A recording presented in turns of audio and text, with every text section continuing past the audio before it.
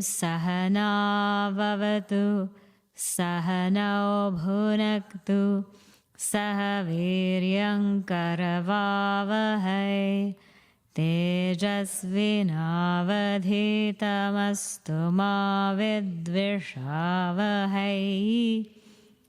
Om Shanti Shanti Shanti. Samasta Jana Kalyane Niratam Karunamayam Namami Chinmayam Devam Sadgurum Brahma Vidvaram Sarvamangala Mangalye Shive Sarvartha Sadhike Sharanye Trambake Gauri Narayani Namostute. Mukam Karoti Vachalam Pangum Langhayate Girim Yat Kripatamaham Vande Paramananda Madhavam Paramananda Madhavam.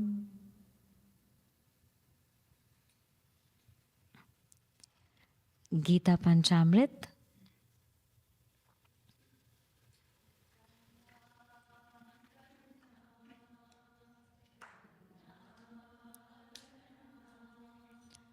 Kana, kana.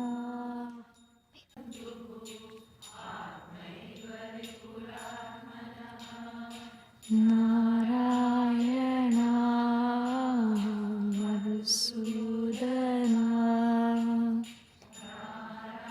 Narayana Madhusudana Karmanyevadhikaraste ma phaleshu kadachana ma karma phala heturbhuh Mate Sangosta Karmani Narayana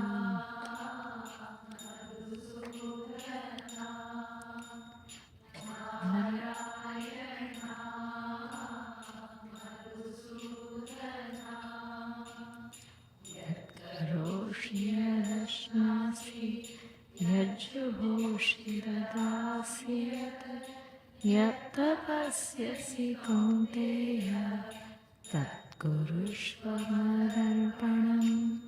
Narayana Madhusudana Narayana Madhusudana Ananyashintayanto mam ye janah paripasate tesham nityabhiktanam yogakshemam vahamyaham. Narayana Madhusudana Narayana Madhusudana Dharman parityajya mamekam sharanam vraja aham tva sarva papebhyah mokshayishyami ma shuchaha. Narayana Madhusudana Narayana Madhusudana Narayana Madhusudana. Karna Karna Karna Karna Karna Karna Karna Karna Karna Karna Karna Karna. So today we're going to see the last verse of the Gita Panchamrit. Yesterday we saw how Gita Devi is not a book. She's a mother. And we saw that the first verse was her feet, asking us to lift. And the second verse, it formed her legs, telling us to act. The third verse formed her arms, telling us to offer. And yesterday's verse was her heart. Today's verse is going to be her mind and telling us to go beyond her mind. So, who is a Bhakta? A Bhakta is one who can lift themselves by themselves. A Bhakta is one who can lift themselves by themselves physically from pain to persistence, from reaction to response, from validation to values. And in the spiritual vision, the one who's able to make the shift that I am not this jiva, I am Atma. So in this way, a bhakta is the one who learns to love themselves, right? This is one lakshana or indicator of a bhakta. Second indicator of a bhakta is the one who rises from tamas to rajas, and from rajas to sattva, and who's able to give their all in the action, in the moment, and to live life with a higher vision, the one who acts for totality and not for individual thirst. So who is a bhakta, the second lakshana? The one who learns to love others, who learns to have a higher vision for acting, the one who rises from tamas to rajas to sattva so that they can give more. Because when we grow more, we can give more. So a bhakta is one who learns to love others and accept them as they are. Third lakshana of a bhakta is one who has the capacity to love Bhagavan. And that's what we saw yesterday. How do you know we love Bhagavan? Because we have full trust and surrender. Yoga kshemam vahamyaham. Vahamyaham. We love Bhagavan. Loving Bhagavan means I have full surrender. That you will take care of me. And you will take care of everybody in this world. Today we're going to see the fourth lakshana, fourth indicator. Lakshana means indicator of a bhakta. And the fourth one is the one who learns to love all. So we move from loving ourselves to learning to love others, to loving Bhagavan, to learning to love all. Because Vedanta is an embrace. When we're in a fetus, we're only stuck to ourselves. Learning to love ourselves, right? A fetus in the womb. Then slowly, when we come out of the womb, we learn to love our parents, mom and dad, our close family. So our embrace doesn't become like this, it becomes like this. And then when we're in a community and we play part in sports or whatever affair, we do a group hug, then the embrace becomes like this. Yeah? And then when we learn to love all, embrace becomes like this. Yeah? So as we grow in the spiritual path, our embrace also becomes wider and wider and wider. And that spiritual embrace is Vedanta. And that's why one of Gurudev's quotes is, the one who realizes the self becomes a lover of the whole universe. Because it naturally happens. And we'll see how that happens today. The one who realizes the self, only that one has the capacity to love all. Let's now chant the fourth verse. Now I'm on page 23. I'll chant. Then you please repeat after me. Sarva dharman parityajya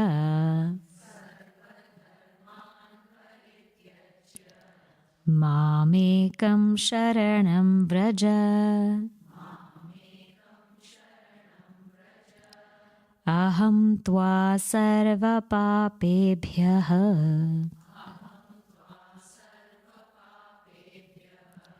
mokshayishyami ma shuchah.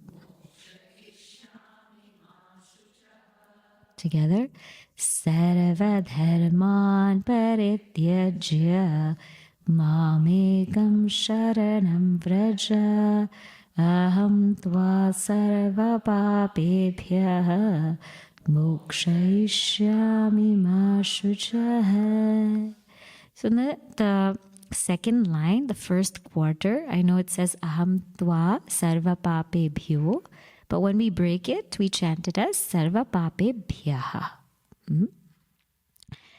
Now, how many of you have heard this verse before? So many of us, right? It's one of those verses like karmanyeva adhikaraste. Now, the meaning of this verse also is so incredibly beautiful. Sarva dharman parityajya. Parityajya, letting go of all dharmas. Sarva dharman. Mam ekam sharanam vraja. Sharanam vraja. Vraja. Take sharanam. Refuge in whom? Mam ekam. Take refuge in me alone. Aham tva sarva papebhyah. I will mokshayishami. I will liberate you. Aham tva mokshayishami. I will liberate you from sarva papebhyah, all sins. Bhagavan is saying to the Bhakta, I will liberate you from all sins. Ma shuchaha. Don't grieve. Grieve not. So what does this mean? Now, when we first read this sarva dharman parityajya, let go of all dharmas, what's the first thing that comes into the mind? Great, now I don't have to cook. No. I don't have to do all my dharmas. I can relax. I can let go of everything and just be. No. Remember I told you there's a difference between escapism and renunciation. The very, very stark difference. Escapism means I'm letting go of the action because I'm afraid. Renunciation of action is I'm letting go of the action because I've grown out of it. I've grown out of it. And there was a question, okay, if I have a doubt between the two, that means we're in escapism. Renunciation, nobody will have the doubt. So sarva dharman parityajya, actually Gurudev gives a very beautiful meaning. Dharma here means non-essential dharmas. The non-essential dharmas of the body, mind and intellect. Let go of these non-essential dharmas. So all the non-essential dharmas that I have of the body, the mind, the intellect, the ego, sarva dharman parityajya. But how am I able to let go of it? Now think, when we sleep, what happens? Sarva dharman parityajya, right? If we let go of the body and the dharmas of the body, we have absolutely no identification of it. We let go of the mind, all the thoughts of the mind. We let go of the intellect. We let go of the ego also. Mam ekam sharanam vraja. Mam ekam means you surrendered to me who is one with you. That mam ekam is surrendered to me who is one with you. It happens automatically in deep sleep. Now we have to do that in waking. Now what does that look like in waking? First, this surrender is so beautiful, this word. Surrender is always something that's done to the higher. We never surrender to the lower. Because when we surrender to the lower, we get into trouble. When we surrender to our instincts and our whims and fancies, we get into lots of trouble. When Kai surrendered to mantra, she did her sharana to mantra. And that got her into lots of trouble, wherein she was in conflict with her whole family, but also with herself. But Vibhishana did Sharana to Sri Rama. He did Sharanam to Sri Rama, so he did surrender to the higher. So when he surrendered to the higher, he became free. Now we have to ask, what is our surrender? Is it the Chit surrendering to the Jada? Or is it the Jada surrendering to the Chit? Is it consciousness surrendering to the ego? Or is it ego surrendering to the consciousness? What is our surrender? And if we really think about it, most of our surrender is consciousness surrendering to the ego. Most of it is that. This I, which cannot be given up. The Sarva Dharman Parityaja, give up everything which can be given up. This I can never be given up. It's also there in deep sleep. This I, which cannot be given up, I am surrendering it to the body. I am surrendering this I to the mind. I am surrendering this I to the intellect. So what happens? I'm in a whole whirlwind. When I start to surrender to the body and identify with it, I have this notion that I am this body, I am this shape, I am this form, I am this color. And with that comes a lot of doubt, a lot of insecurity, a lot of comparison. Why don't I look like this supermodel in Cosmopolitan, right? So why am I not like tall like her? Why am I not, why don't I have like a figure like her? Why don't I look like that? Or when we're going through certain stages of our body, when we're aging, why is my body slowing down? Why are my estrogen levels going low? Why am I sweating all of a sudden? Why am I getting cramps? Why is all of this happening? It's happening because it's the body.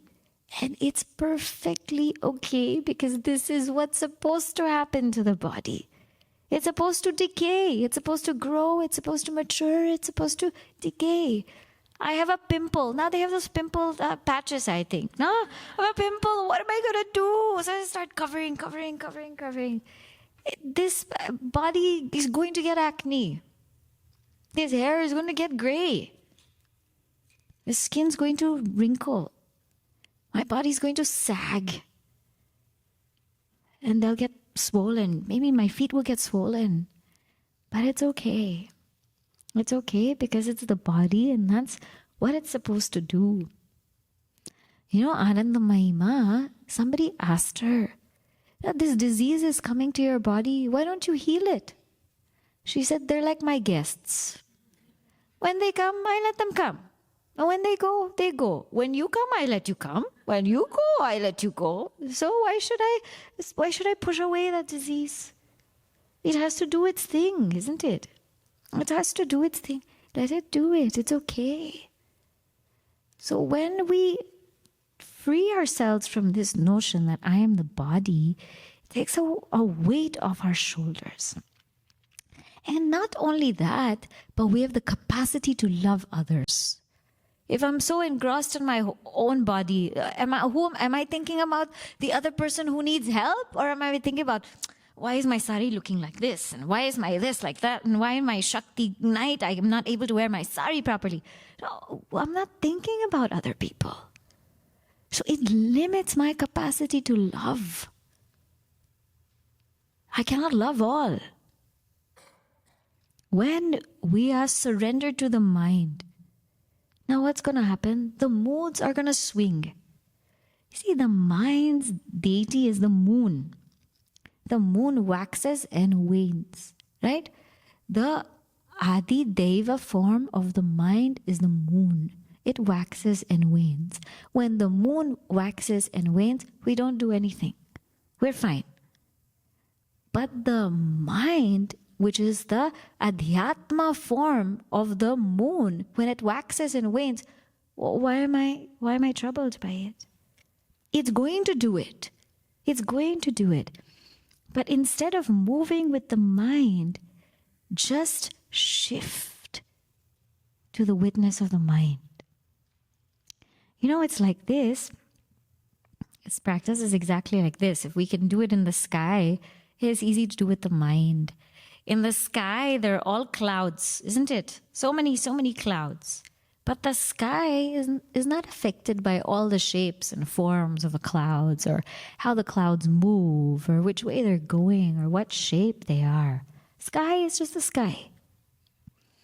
So if you can shift your attention from the clouds to the sky, if all of us can just take that practice, when you're looking up at the sky, just shift from the clouds to the sky and let the clouds move. Then, when we take this practice to our mind, then shift that attention from the thoughts that move, that take different shapes. Shift it from thoughts to that consciousness. Just shift. And we'll see when we make this shift, and it's the ego who's making the shift. Right? It's not the consciousness doesn't make any shift. The ego makes the shift. It just rests in itself. It just rests in itself. So the key with the mind is accept. Accept the mind. It's going to go through sattva, rajas, and tamas. When it goes through tamas, it's a good thing because the body needs to rest. And we all know that sleep is precious. Right? When it goes through rajas, it's okay. It needs to act. It needs to do things. And when it goes through sattva, it's sublime. But it's okay. Let it do its thing. Let it do its thing. Yeah? This is a higher practice. If the mind is highly negative and disturbed, then one has to take a more spiritual sadhana to control that mind. But when the mind is relatively controlled, you cannot over-control it. Just let it go at that point. Then, what happens when we surrender to the intellect? When we surrender to the intellect, we always seek constant validation. We need to be validated. Is this okay? Is this okay? Does this person like it? Does that person not like it? In that constant validation. You stop seeking that. Because we stop functioning in the realm of the intellect and everything just becomes divine intuition. When we surrender to the intellect, we seek validation. But when we function through intuition, it's only God's creation that is functioning. So there's no doubt. Is this okay? It is, because it's not me. Is this fine? It is, because it's not me. So the surrender, when we're surrendering to our body, we saw that we're so caught up in ourselves, we can't love others. When surrendering to our mind, when we identify too much with our mind, can we love others? We're too much preoccupied. I'm stressed, I'm tensed, this person said this thing to me. This person did that. This person didn't smile at me today. Only half smile. Yeah? So then we don't have the capacity to pay attention to somebody else. And when we're too caught up in seeking validation from other people, we have no capacity to love and just give from our heart. Does this look good? Does this look okay? And we have no capacity to just give from the heart. Who cares? When it's just flowing through, it doesn't matter. It shouldn't matter. So actually, only when we let go of these identifications, we can really love someone. If we're stuck up in ourselves, we cannot.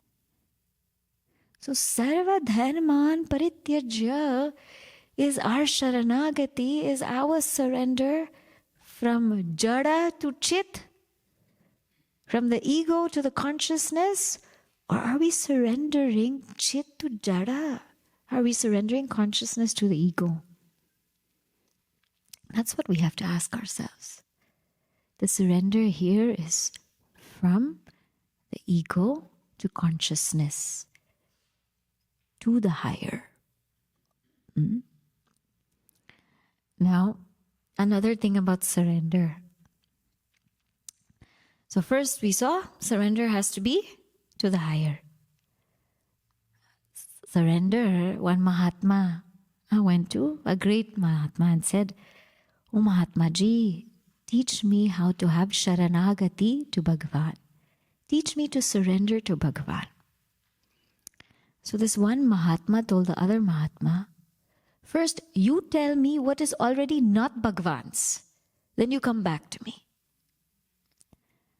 So this Mahatma said, "Actually, what is not Bhagavan's? What can I surrender? Everything is Bhagavan's. I think this body is mine, but did I buy it? Did I purchase it? Did I create it? How can it be mine? I think this body is mine, but am I sustaining it? We saw yesterday, we don't even know where is the liver, where is the kidney, where is the this. We don't even know. Somebody else is sustaining it. So is this mine? Is this face mine? Are thoughts mine? Is all of this mine? Is anything here mine? What can I actually surrender?" So he went back to the Mahatma. He said, "Mahatma-ji, I realize that everything is Bhagavan's." So Mahatma said, "The only thing that we need to surrender is the notion that anything belongs to us. Surrender that. Nothing belongs to us. Surrender that ignorance. I think I have to surrender the body. It's not mine to even surrender. Surrender that. I think I have to surrender the mind. It's not even mine. How can I surrender it? I should surrender the notion that I think that this is my mind. I think I am that. Surrender that. I think I am this being. Surrender that, because nothing actually belongs to us.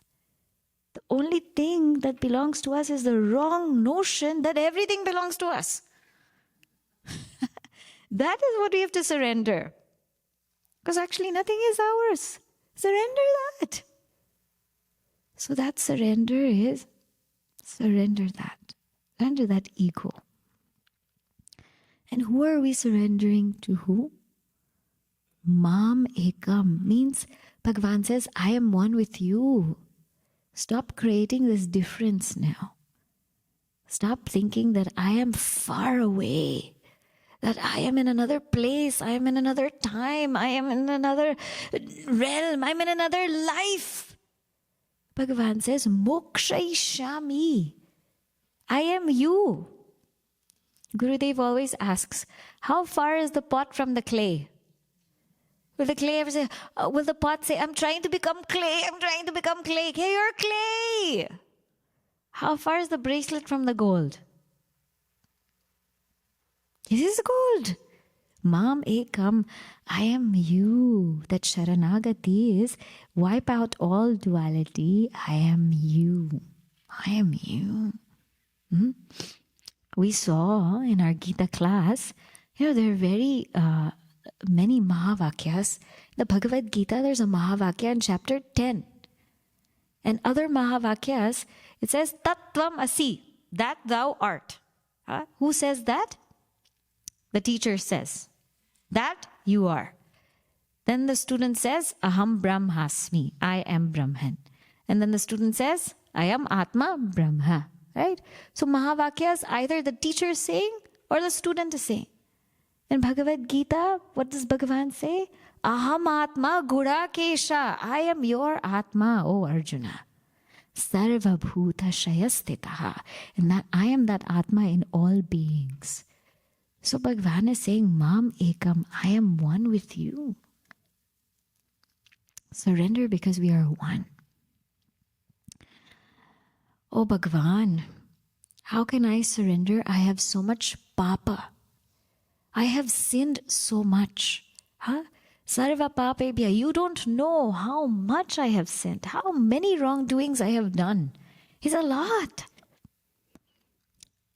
So Sri Rama, there was that Sharanagati of Vibhishana.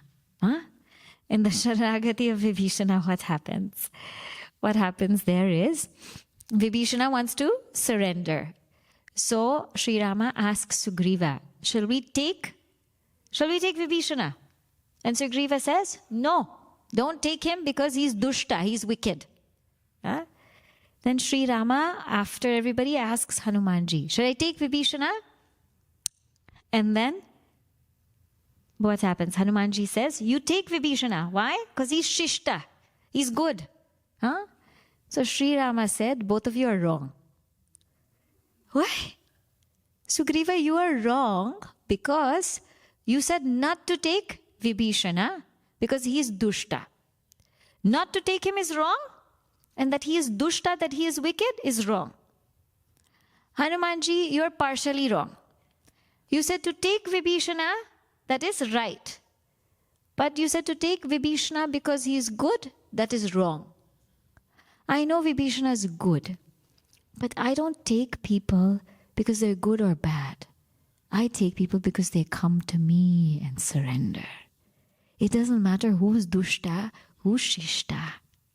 If they come to me, Sri Rama says, I will take them. It doesn't matter who they are. So this Papa, don't think that I've done so many wrong things. Don't think that I feel like I'm not worthy. No person should ever feel that I'm not worthy. Don't feel that. Means I've come to you as I am. And that's what Puja Gurudev says in Bhaja Govindam. When we yearn for Bhagavan from our own hearts and just come as we are, He'll take us. Bhagavan, I don't know how to do puja. Or sometimes I do puja, it's mechanical also. I'm just doing this. Samarpayami, samarpayami, samarpayami. I'm just doing mechanical. I'm trying to do japa. I'm not thinking of you. I'm thinking of so many things. Sometimes I also miss my sadhana. Sometimes I also forget you. What can I do? Guruji says very beautifully, can you cry? That's it. Just cry. Sarva papebhya means just yearn for it with all of our hearts. That I want this right now. I want to be free. I don't want this anymore. I want to be free. And just take me. Just take me now because I have come to you.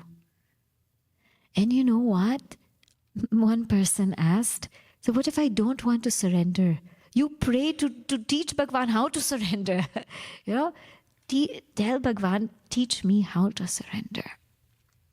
He says, Aham tva sarva papebhyaha mokshayishami. I will liberate you. Don't even doubt it, because I have that capacity. Ma shuchaha. Don't grieve even for a moment. Because Bhagavan says, I'm always watching you. I'm always watching you. Now you see here in this Devi Retreat, 3 kshetras of the Devi are brought out here. Now the first floor discussion room, what is it called? This is Saraswati Nilayam, right? The chapel is Vidya Mandiram. The first floor is called Kamakshi. The second floor, Meenakshi. And the third floor, Vishalakshi. That's not random. Devi has, there's 3 floors. Devi has 3 kshetras of Diksha. The first kshetra is Kanchi Kamakshi. In Kanchi, Devi takes the form of Kamakshi. She is sitting in her Padmasana. Kanchi Kamakshi gives Kukkuta Diksha. She gives the Diksha. Diksha means initiation, protection, guidance of a hen. You know how a hen sits over the egg of the chick? She sits over, and it takes 21 days to hatch that egg. And it's the heat of her body and, of course, the love in her heart that hatches that egg. And when the chick comes out, that mother will take the chick, show the chick how to eat, where to find food, how to fly. Will take that chick by the hand. So Bhagwan, Devi sometimes comes as Kamakshi. She comes, she sits on us, and she will take us step by step, step by step, step by step, Kamakshi. And that's how she gives us protection. She's watching us physically. The second kshetra field of Devi's Diksha initiation is Madurai Meenakshi. Madurai Meenakshi. Here she gives what kind of Diksha? Matsya Diksha. The Diksha of a fish. Why? Because the fish, they lay their eggs, but they don't watch from near. The fish lay their eggs and then they go around. Their eyes are always on their eggs, but they're swimming here, swimming there, going here. But their eyes are always on the eggs. You know, like a mother always, she has eyes all around her. I don't know how, but mothers, they can hear from everywhere. They can see from everywhere. People are having a conversation outside the kitchen. From the kitchen, she'll say, no, that was not the story. It was like this. Can mothers have that eye everywhere, ears everywhere? I don't know how they do it, but they have it. So she gives this Matsya Diksha where she's not near us physically, but she's always watching. And we can feel her watching. We can feel her guidance. We can feel her protection. She's watching from a distance. And then her third kshetra is Vishalakshi. Kashi, Vishalakshi. Varanasi, Vishalakshi. There, she gives what kind of Diksha? Kamata Diksha. Kamata is a tortoise. Na? So what does a tortoise do? You know, when she lays her eggs, she goes to the shore. And she digs a hole. She finds a place, right, that doesn't get affected by high tide. She finds a place. Then she digs a little hole and she puts her egg there, and she has to disguise her egg also. So nobody sees it. Nobody harms her egg. But you know, she leaves that egg. She leaves that egg and she never sees her child. Because if she doesn't, she cannot survive. When she's digging, so much dirt goes into her eyes and her skin. She has to wash herself and she has to go back into the water. So this tortoise goes back into the water, never to see her child again. But what do you think is making that egg hatch? It's her love. Her love doesn't leave that child. Physically, she leaves that child. Visually also, she leaves. But her heart never leaves that child. And it's her heart, her love that makes that egg hatch. And then eventually, that little tortoise comes out. So sometimes Devi is not even from a distance watching us, meaning from a distance, physical distance. She is from somewhere else, but you can feel her heart. You can feel her thoughts. You can feel that she's guiding you.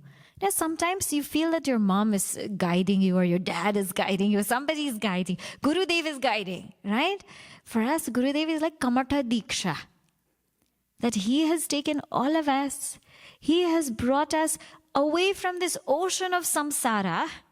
Like a mother, he has brought us to the shore. And he has said, stay here. Let me give you this. Let me give you all of these teachings. Stay here. I'm carving out this crib for you, this nest for you. And now I have to go. But my heart's always with you.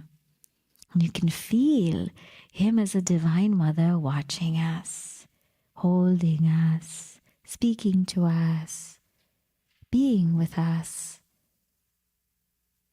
So we are always under the care of the Divine Mother. Sometimes she is so close, she's Kamakshi. Sometimes she's just looking, Meenakshi. Sometimes she's gone very far, Vishalakshi, but yet near in the heart. And all she wants us to do is to give us this vidya, the vidya of who we are, to help us realize Saraswati, to realize that our Sara is Swa. Our essence is our own self. Saraswati, one whose essence is their own self. And when they do that, Nilayam, they are able to ever abide in that peace. Therefore, there is no reason to grieve. There's no reason. Because a Bhakta trusts that whatever is happening, it's for my own benefit. You know, they have that phrase, growing pains. Yeah? Any growth pains. The butterfly, when it's a caterpillar, when it's going to break out of its pupa, when it breaks out, it's going to get its wings. It's very, very painful. Very painful. When a young woman goes through puberty, it's very painful. Not for her, for everybody else. Right? Right? Whatever. And now you have to grow. When organizations have to grow, it's painful also. So many things are there. New ashram comes, it's also painful. Because lots of reworking, moving, getting along with people. It hurts. So growing pains. So if we're hurting, guess what it means? We're growing. We're growing.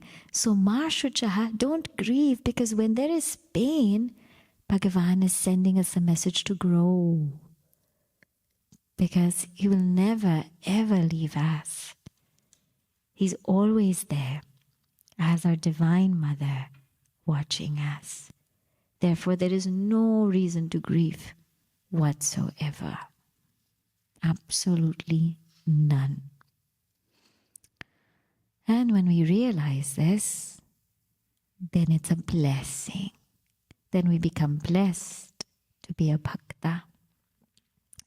A Bhakta who learns first to love themselves, a Bhakta who learns to love others, who learns to love Bhagavan with ultimate surrender, who learns to love everybody, every single being, and who has come to realize that even if there is so-called grief, it is just a process to help me grow.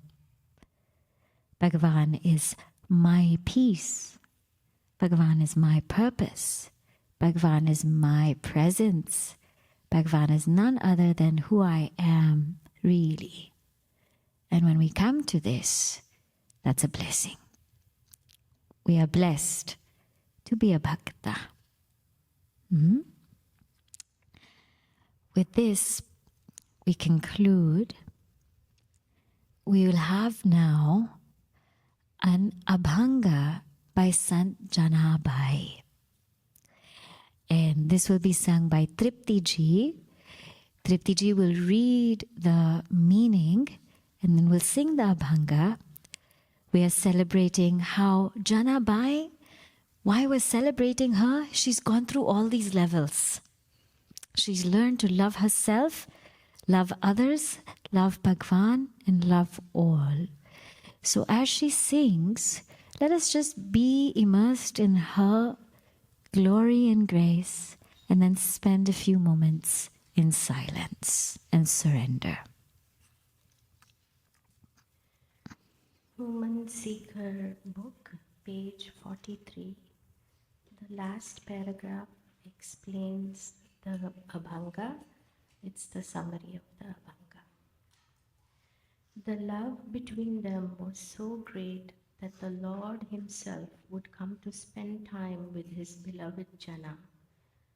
On one occasion, Lord Vithala was with Jana at night, helping her to finish her chores. While working on the grinding mill, he felt very hot. Lord Vithala removed his upper garment and ornaments so he could work with ease.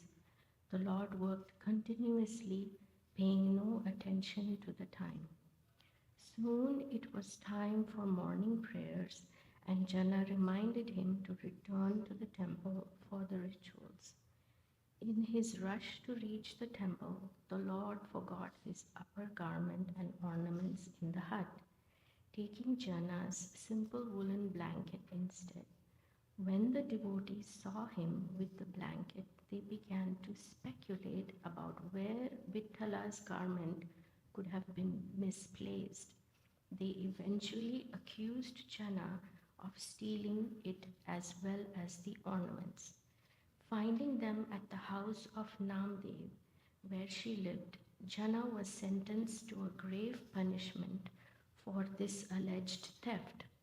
She was brought to the banks of the Chandrabhaga river to receive her punishment. Just as she was about to be struck, the metal spear turned into water as at the command of the Lord. Recognizing this to be the glory of Jana's devotion, the devotees praised her greatly, and she became to be known as Janabai.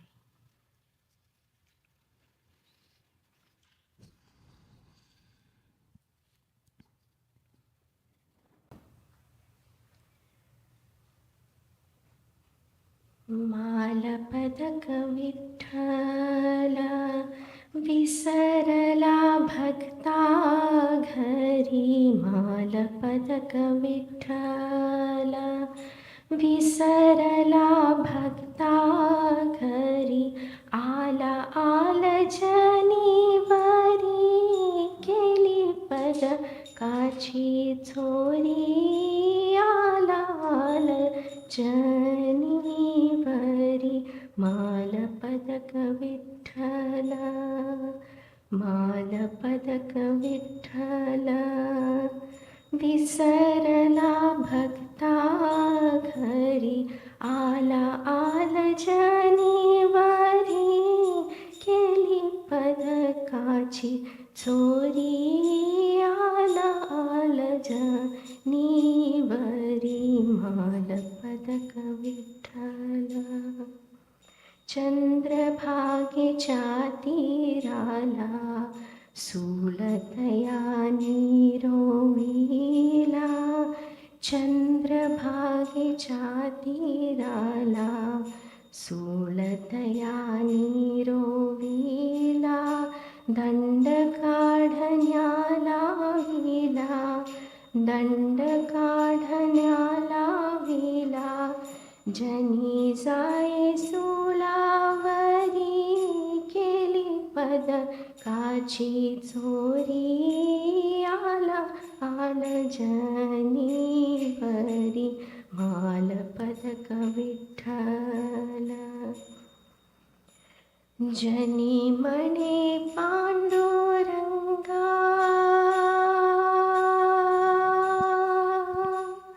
जनी म्हणे पांडुरंगा वृद्धाल माझावरी. जनी म्हणे पांडुरंगा वृद्धाल माझावरी. जनी आम्ही नाही केली. जनी नाही आम्ही केली. तुझा पदकाची चोरी. माला जनीवरी. मालपदक विठ्ठल मालपदक विठ्ठल. विसरला भक्ता घरी. मालपदक विठ्ठल. तोच ध्यावला संकटी पांडुरंग जग जेथी. तोच ध्यावला संकटी पांडुरंग जग जेथी. झाले पाणी सुलाचे ग. झाले पाणी सुलाचे ग. झाले पाणी सुलाचे ग. धन्य जनी धन्य हरी, केली पदकाची चोरी, आला आल जनी भरी, माल पदक विठ्ठल, माल पदक विठ्ठल, विसरला भक्ता घरी, आला आल जनी भरी, केली पदकाची चोरी, आला आल जनी भरी, माल पदक विठ्ठल, माल पदक विठ्ठल, माल पदक Vitthal.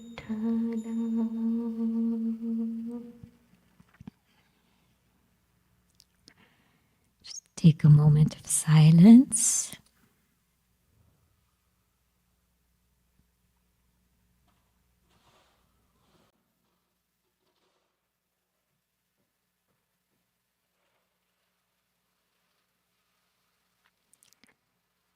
Feel the loving protection of Devi. Feel her sometimes as Kamakshi, Meenakshi, Vishalakshi,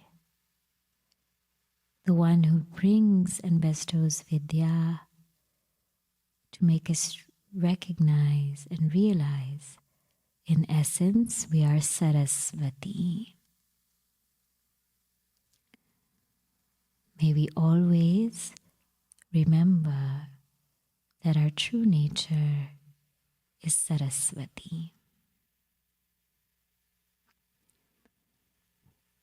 Om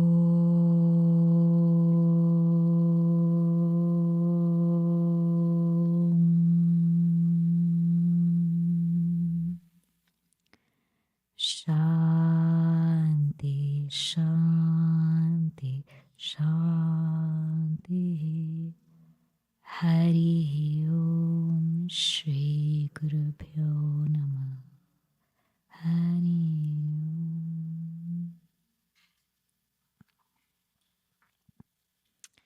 With Devi's grace, Puja Gurudev's blessings, and everybody's cooperation, help, love, this retreat is coming to a culmination.